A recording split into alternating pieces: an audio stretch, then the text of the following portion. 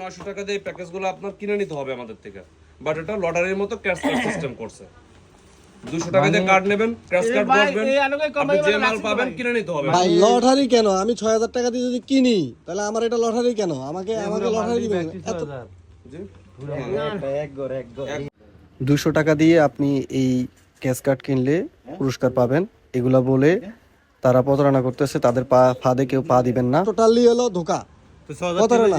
মানুষের এই দেশের গ্রামের সহজ সরল মানুষদেরকে ওনারা এই ধোঁকা দেয়। ভাই আমি বলি আপনার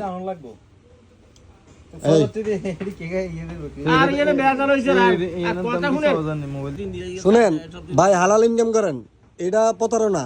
এগুলা করেন না মানুষের সাথে, গ্রামের মানুষের সাথে। হ্যাঁ আপনি, আমি তো বললাম এটা প্রতারণা, এটা এক প্রকার প্রতারণা। এটা কোনো গভর্নমেন্টের কোনো অনুমতি নাই, কিছু নাই। এটা হলো আমরা সব জানি। এখন গ্রামের সহজ সরল মহিলা পুরুষদেরকে আপনারা এগুলো প্রতারণা করতেছেন, এগুলো ঠিক না। ঠিক আছে।